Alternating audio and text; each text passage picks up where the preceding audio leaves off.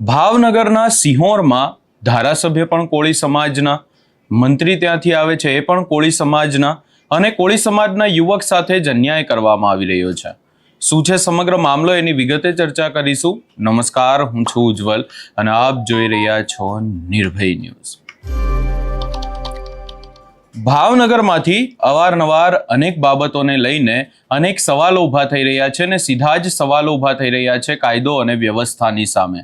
આ તમામ ચર્ચાઓની વચ્ચે હવે ભાવનગરના સિંહોરમાંથી એક કિસ્સો સામે આવ્યો છે કે જ્યાં આર્મીના જવાન અને જે કોળી સમાજના પણ છે અને ઓપરેશન સિંદૂર દરમિયાન તેઓ સરહદ ઉપર હતા, એ આર્મી જવાન ઉપર હવે એમના ઘર ઉપર ખતરો મંડરાઈ રહ્યો છે અને ખાસ કરીને એમને નોટિસ આપવામાં આવી છે. આ સમગ્ર બાબતને લઈને જ્યારે અમારા સંવાદદાતાએ એ વિસ્તારના સરપંચ સાથે વાત કરી ત્યારે સરપંચ દ્વારા શું કહેવામાં આવ્યું અને ત્યારબાદ જે સમાજના આગેવાનો અને કોંગ્રેસના નેતાઓ શું કહી રહ્યા છે એ પણ સાંભળી લઈએ. આપણે આજે તમારા ગામમાં તમે જે નોટિસ આપી છે ઓલા શહીદ આપણે ઓલા જવાનને, આર્મી જવાનને, એમાં શું છે હકીકતમાં વિગત આખી? હકીકતમાં વિગત સાહેબ એવી છે કે 1993માં જે તે સમયે ગ્રામ પંચાયતને મહેસૂલ વિભાગે ગામ તળાવ વેચાણ હરાજીથી વેચાણ કરવા માટે. અચ્છા, હા હા. એમાં ત્યારબાદ સાહેબ એ પડેલું કોઈને જરૂર હોય તો સાહેબ આપણે માંગણીથી માગીએ કે ને. અચ્છા, બરોબર. હા હા. વેચાણ ખતના પ્લોટો છે 2 એકર જમીન, 21 પ્લોટો. પ્રાંત અધિકારી ભાવનગર, પ્રાંત અધિકારી અમારે ભાવનગર હતું, હા હા. તેના હુકમથી નિયમથી એનું ગામ તળશે સાહેબ. અચ્છા, હા. ત્યાં બધા લોકો એક પછી એક, હું પણ આજે સરપંચ છું. 2014માં હું એ વસ્તુનું માંગણીદાર હતો, એટલે લીગલ માંગણીદાર હતો. અચ્છા, હા હા. એટલે મને હજી આજની તારીખમાં લીગલ સત્તા નથી મળ્યું અને આ લોકોએ એક પછી એક ગેરકાયદેસર બાંધકામ કરવાના શરૂ કરી દીધા. બરોબર છે. હા. બસ અને ત્યારબાદ એક પ્રશ્ન એવો આવ્યો સાહેબ કે આ લોકો છેલ્લા 2 વર્ષથી ડીડીઓ માં, કલેક્ટરમાં એ રજૂઆત કરતા કે અમને અમારું દબાણ રેગ્યુલાઇઝ કરી આપો. અચ્છા. ત્યારે સાહેબ જે તે સમયે માંગણીદાર 2023-24માં બન્યા જી, એટલે ત્યારે વહીવટદાર શાસન સરપંચ સાહેબ નહોતું. બરોબર છે. હા. વહીવટદાર શાસન આવ્યું તે એમાં પછી લોકો એની પ્રોસેસ કરી અને એ લોકો માંગણીદાર બતાવ્યા, દબાણદાર ન બતાવ્યા, એના નામે ઠરાવ થયા. અને એમાં મતલબમાં તાલુકા પંચાયત, ગ્રામ પંચાયત બધો મિલી ભગત રમતું હતું. બરોબર છે. ખોટા ઠરાવ થયા કે દબાણ હોતી જગ્યા આપી દો તો પીપળે ગ્રામ પંચાયત ને કઈ વાંધો નથી. અચ્છા, હા. એવા ઠરાવ થયા. એની ઉપર પછી અમારે સર્કલ એટલે વિસ્તરણ અધિકારી છે જો અમારા સર્કલ ઇન્સ્પેક્ટર મતલબ પંચાયતના, એને એનો રિપોર્ટ કર્યો. એમાં ભાઈ નિવેદન આપેલું છે કે મેં પણ 3 રૂમના રસોડું, હું તમને આપ સર્કલની કોપી મોકલું છું. અચ્છા, હા. મેં જોડે જણાવેલું એક જણને નથી આપી. એમાં જે 21 પ્લોટમાં 20 જણાને આપી. કેટલાને આપી? 20 જણા. એટલે આ 20 જણાને, કોઈ પાકા હોય, કોઈ કાસા હોય, કોઈ વાડોલ કર્યા હોય, બધાને મેં સાહેબ નોટિસ આપી છે. અને મારી ઉપર સતત સાહેબ 8 મહિનાથી ડીડીઓની દબાણ હતું કે આ ગામતળનું દબાણ છે, તમારે દૂર કરવાનું, તમારી ફરજમાં આવે છે તો તમે દૂર કરો. બરોબર છે. એના અનુસંધાને સાહેબ મેં આ બધાને પ્રથમ નોટિસ આપેલી છે. આપણે ટોટલ કેટલી નોટિસ ગામમાં તમે બજાવેલી છે? ટોટલ બસ આ જે હરાજીના વધતા બોર્ડની વાત છે ને, હું તમને ટીડીઓનો કાગળ મોકલું છું. ટીડીઓ એવું કીધું કે આ હરાજીના પ્લોટો જે વધેલા પ્લોટો છે એમાં જે દબાણ થયેલા છે એની સામે તમારા કાર્યવાહી કરવાની છે. બરોબર છે. એટલે વરસાદની જે હતા 21 પ્લોટમાં 20 જણા મંડળ એમાં નોંધેલા છે. અગાઉની પંચાયતે નોંધેલા છે, નોટિસો આપેલી છે. મેં એક નથી આપેલી પ્રથમવાર. બરોબર. આ તો સાહેબ 20-25 વર્ષ ચાલ્યો આવે છે. કેટલા વર્ષ ચાલ્યો આવે છે? 20 થી 25 વર્ષ. બરોબર. આ લોકોએ એવું તંત્રનું નાક દબાવ્યું છે કે બસ અમને અમારું દબાણ રેગ્યુલાઇઝ કરી આપો, પણ કાયદામાં કઈ છે જોગવાઈ હોય તો બતાવો મને. બરોબર. એટલે ટોટલ ગામમાં આપણે 20 જણાને નોટિસ આપેલી છે. એમાંથી એક આવડો છે આપણે જે સુરેશભાઈ પરમાર. હાજી હાજી હાજી. બરોબર છે. અને એ લોકોએ સ્વીકારેલું છે સાહેબ. ઓલરેડી વિસ્તરણ અધિકારી સોનગઢ છે તો તાલુકા પંચાયત અમારા હોય ને એની સામે સ્વીકારેલું છે કે આ અમારું આવી આવું તેની દબાણ કરેલું છે. એના નિવેદન બનેલા છે સાહેબ. એમાં હું છે, વિડીયો મારી પાસે આવ્યો છે, એટલે એમાં કે છે કે ભાઈ અમે જે દબાણ કરેલું છે એમાં એવું પણ ઉલ્લેખ કરે છે કે ભાઈ અમે જે દબાણ કરેલું છે અને સરપંચ એમને નોટિસ આપેલી છે ત્યાંથી, એવું પણ ઉલ્લેખ કરે છે એ લોકો વિડીયોમાં. એટલે તમારી હા, બંને પક્ષનું જાણવું જરૂરી છે એટલે પછી ના મેં ના ના કીધું સાહેબ, ના ના સાહેબ, ઓકે સાહેબ, તમારે કઈ વાંકે ઓળી ભૂલ નથી. કોઈ હું વાંધો તમને આ તમારો વોટ્સએપ નંબર કયો છે સાહેબ? હું તમને હાઈ કરીને મોકલું છું. કાંઈ વાંધો નહીં એમાં મને સાહેબ. નોટિસ ને હું અને એ છતાંય તે હું છે ને ચેનલમાં તમારો નંબર આપું છું અને મારા ચેનલમાંથી ફોન આવે તો તમે છે જે કઈ હોય એ દર્શાવજો થોડું. હવે સાહેબ મેં તમને કીધું એક જરાક આપી દો. હમ હું હમ તમને એક કામ કરું, હમ હું જે ટીડીઓ નો મારે ટીડીઓ મને નોટિસ આપી છે આ લોકો ઉપર કાર્યવાહી કરવાની. બરોબર. કાં તો મને ટીડી એવું કીધું હમ કે તમે આની ઉપર કાર્યવાહી કરો, નકર હું તમારી ઉપર પંચાયત ધારને કરવા મતદાન કરું, તમારી ઉપર હું કાર્યવાહી કરીશ. બરોબર છે. હા, હા. એવી મને સાહેબ કેટલી નોટિસ આપી ખબર? 4 થી 5 નોટિસ ટીડીઓ મને આપી. ક્યારે મને હમ. 5 નોટિસ આપી છે તો હું એક કાઢું છું. કેટલી કાઢું છું? એક નોટિસ. હું લેવા બરોબર. કે હમ આ હમ. લોકોનું બધાને જળવા રહેતું ને આ લોકો સાહેબ ગુનો કરીને દાદાગીરી કરવાનું હોય, કેટલું એમાં સહન કોણ કરશે?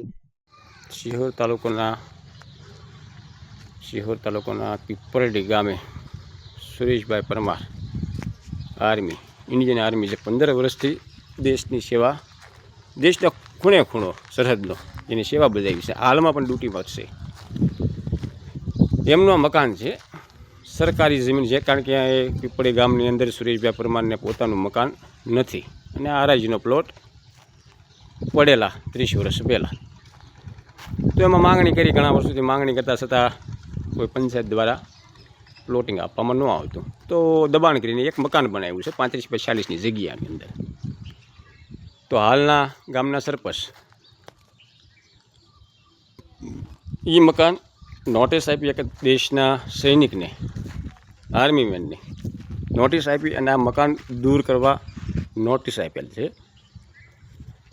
હું દેશના વડાપ્રધાન મોદી સાહેબને એક વિનંતી કરું છું કે સાહેબ, જ્યારે આપણે સિંદૂર ઓપરેશન, જ્યારે આપણે યુદ્ધ શરૂ કર્યું હતું ત્યારે સિંદૂરની અંદર સુરેશ પરમારે બોર્ડરે દેશની સિંદૂર ઓપરેશનમાં ભાગ લીધેલો. શરૂ ઓપરેશન એમનો ફોન મારે આવેલો, નાના ભાઈ, હું એનો મોટો ભાઈ છું, કે મારે એક 5 વર્ષની દીકરી છે ભાઈ, હું દેશ માટે કદાચ શહીદ થઈ કામ આવી જાઉં તો મારી દીકરીનો તું ખ્યાલ રાખજે, અને કદાચ શહીદ થાવ તો દુશ્મનના 10ને મારીને હું શહીદ થશે. આ એક ગુજરાતી મારો ભાઈ છે, એને એક મને વચન આપ્યું હતું. હાલમાં પણ ન્યા છે ઓન ડ્યુટી, છતાં પીપરડી ગામનો સરપંચ આ મકાન દૂર કરવા માગે છે. તો દેશ પ્રેમ હોય, દેશને પ્રેમ કરતા હોય એ લોકો આ સૈનિકને સપોર્ટ આપજો. જ્યારે 15મી ઓગસ્ટ 6મી જાન્યુઆરી હોય છે ત્યારે આ લોકો ધ્વજ ફરકાવે છે ને, ત્યારે મારા રૂવાડા બેઠા થતા હોય છે કે આ લોકોના વિચાર અંગ્રેજો જેવા વિચાર હોય છે અને દેશના ઝંડાને હાથ અડાડતા હોય છે. ત્યારે અમારી પાસે કાંઈ લાયકાત નથી હોતી ને કે હું ઝંડાને હાથ પણ ન અડાડવા દઉં, કારણ કે અમે પણ એક દેશ પ્રેમ, દેશને પ્રેમ હું પણ કરું છું મારા.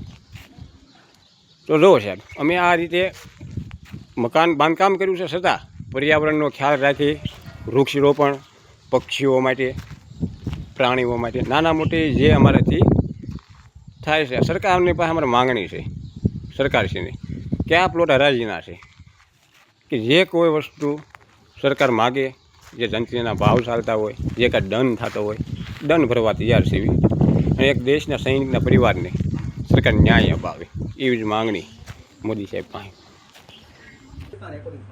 એવા પૈસા દઈએ તો એવા પરિવાર છે નહીં.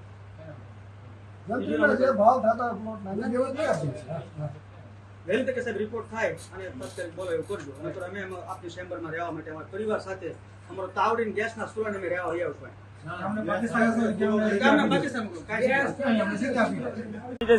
મારું નામ અશોકભાઈ વિઠ્ઠલભાઈ મકવાણા, ઉર્ફે મામસી, સિહોર તાલુકા કોંગ્રેસ પ્રમુખ. સિહોર તાલુકાનું પીપરડી ગામ 102 વિધાનસભાના મત વિસ્તારનું ગામ.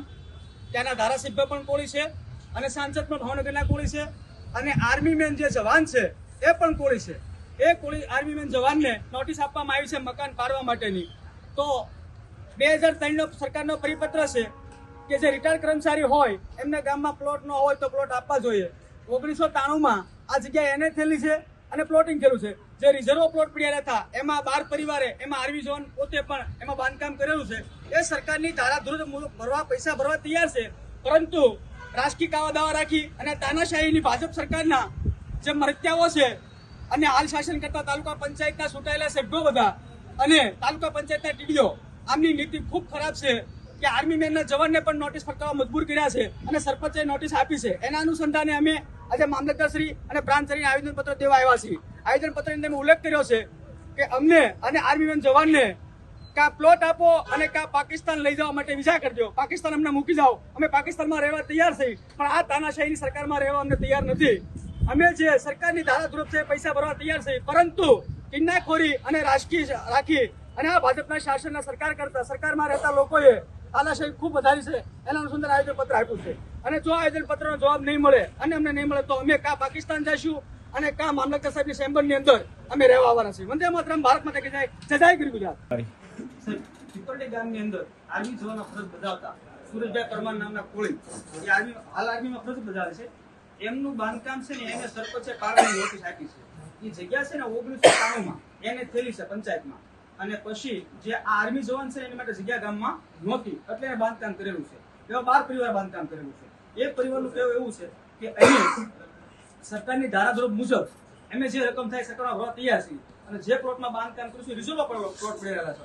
આ સાહેબને ખબર છે કે એને થયેલું હોય અને 3 વર્ષ પછી એ ઉપયોગ ન થાય તો શ્રી સરકાર દાખલ થતી હોય. તો 1993માં એને થયું છે, પછી 1994-95 પ્લોટિંગ પડ્યા, પછી જે રિઝર્વ જગ્યા હતી એ એને થઈ નહોતું, સોરી એમાં શ્રી સરકાર દાખલ નથી થઈ અને પછી ગામમાં જગ્યા ગામ લોકોએ લીધી છે. એ જે 12 પરિવાર છે ને ગામમાં ક્યાંય બીજી જગ્યા નથી, પરંતુ સરપંચે રાજકીય કાવા દેવા રાખી અને નાત જાત રાખી અને નોટિસ ફટકારી છે.